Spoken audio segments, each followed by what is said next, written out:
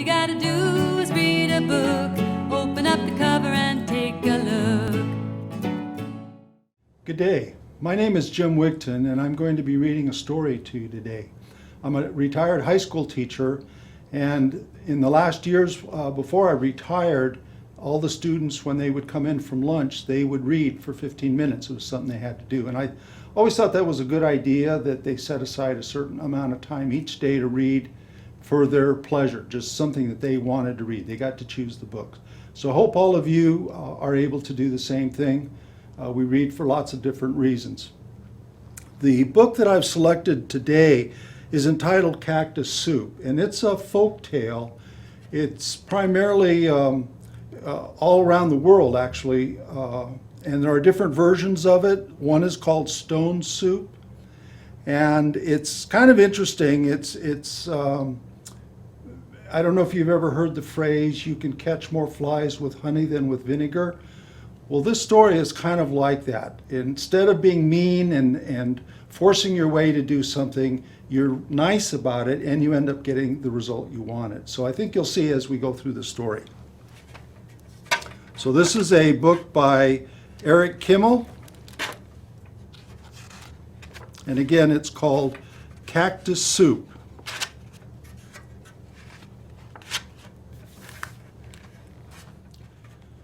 One day, a troop of soldiers came riding toward the town of San Miguel. You can see all the soldiers here. Not everyone was happy to see them. Soldiers are all alike, no matter whose side they fight on, the mayor grumbled. They eat like wolves. There won't be a tortilla left when they get through. What should we do? The people asked. We'll do what we always do, said the mayor. We'll hide our food and tell the soldiers we have nothing to give them. They'll leave when they see they aren't going to be fed.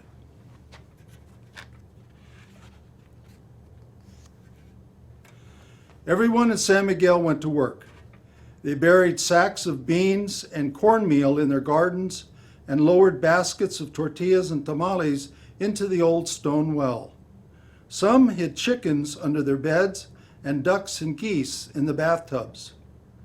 Several carried pigs up to the rooftops while their neighbors herded cows and sheep into the cellars. The children hung strings of chili peppers high in the trees where no one would see them. Once that was done, the townspeople put on torn, dirty clothes, smeared mud on their faces, and tried their best to look like poor, hungry people. So you can see the man's putting mud on his face to look poor. The soldiers came riding into town on prancing horses. They wore wide sombreros with leather bandoleras slung across their chests. The captain saluted the mayor and the townspeople. Señor Alcalde, my compañeros and I have been riding all day. We're tired and hungry. Can you spare some beans and tortillas? We would be so grateful. The mayor frowned. I am sorry, Señor Capitan. As you can see, our town is very poor. Other soldiers came by the other day. They ate the few beans and tortillas we had. Now we have nothing. There isn't even enough for the little ones. The parents nudged their children, who began crying bitterly, just as they had practiced. What a pity, the captain said. Do you hear that, amigos? There's nothing to eat in this town. It looks like we're going to have to make cactus soup. Oh no, the soldiers cried. Not cactus soup again. Stop complaining, the captain said. Cactus soup is better than no soup at all. The children stopped crying. Everyone in the plaza leaned forward to listen as the mayor asked, What is cactus soup? You'll see, said the captain. I'll make enough for my soldiers and everyone in town. However, I'm going to need help. Can you bring me a kettle of water, a stirring spoon, plenty of firewood, and one cactus thorn? We have lots of people to feed, so bring the biggest thorn you can find. The mayor ordered everyone to help. A kettle of water was soon boiling in the plaza. Cactus grew everywhere in town. The children had no trouble finding a huge cactus thorn as long and as sharp as a needle.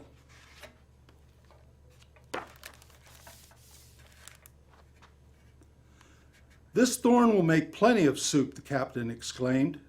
He dropped it into the kettle and began stirring. "How can anyone make soup from a cactus thorn?" asked the priest. "Watch carefully. Perhaps we'll learn something," whispered the mayor. The people of San Miguel looked on as the captain stirred, and stirred, and stirred. He lifted the spoon, blew on it, let it cool, had a taste. "Not bad," he declared as he continued stirring. "I always find that a pinch or two of salt improves the flavor. But never mind, I know how poor you are. Why ask for what you don't have?" "We have salt," said the mayor. "We're not as poor as that." "And pepper too," the town clerk added. "Does cactus soup taste good with chilies?" "Cactus soup is outstanding with chilies," the soldiers exclaimed. People tripped over themselves running home to fetch salt. The children climbed the trees to bring down strings of chili peppers. The captain stirred the salt and chilies into the soup. He took another taste. "It's getting better," he declared. "Too bad you don't have onions. Cactus soup always tastes better with onions. But why ask for what you don't have?"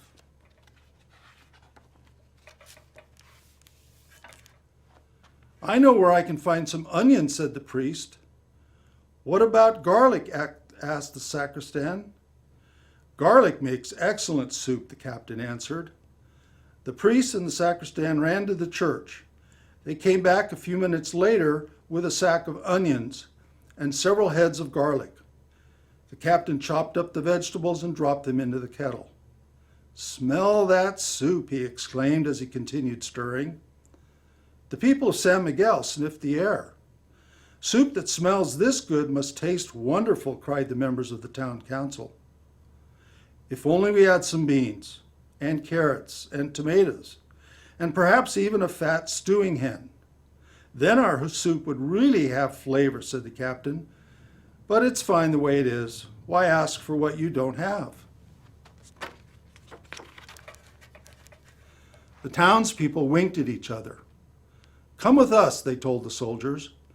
They returned in a few minutes carrying sacks of beans, bunches of carrots, baskets of tomatoes, and several fat stewing hens.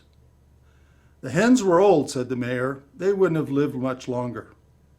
"The tomatoes were spoiled," said the barber. "The beans were rotten," said the school teacher. "The carrots were moldy," said the shoemaker.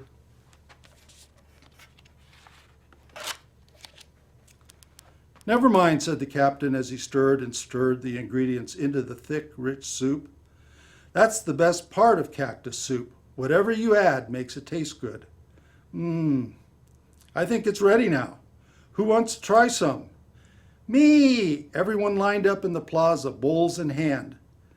The captain ladled out the soup. "This is the best soup I ever ate," said the mayor. "I never tasted anything like it," said his wife. "And to think it was made from a cactus thorn," exclaimed the priest.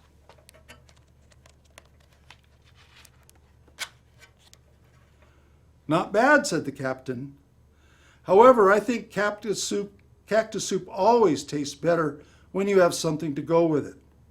"Such as?" all the people asked. "Tortillas, tamales, sweet potatoes, a roasting pig," cried the soldiers. "That would make a real fiesta," the captain said, "and some music too, for dancing later on. However, I know how poor you are. Why ask for what you don't have?" "Wait here," the mayor told the soldiers. He whispered orders to everyone in town.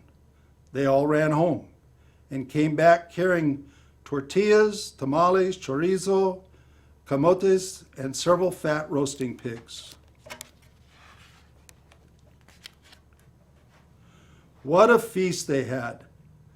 As the night wore on, soldiers and townspeople ate until they couldn't hold another bite. Then they brought out accordions and guitars for singing and dancing. The fiesta lasted until dawn. Nobody in town could remember anything like it.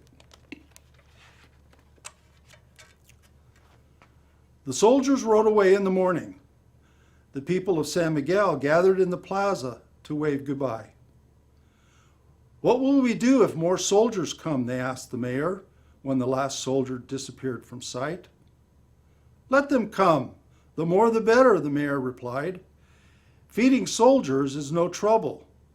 We can feed a whole army and have a fiesta every night as long as we remember how to make cactus soup." All you gotta do is read a book, open up the cover.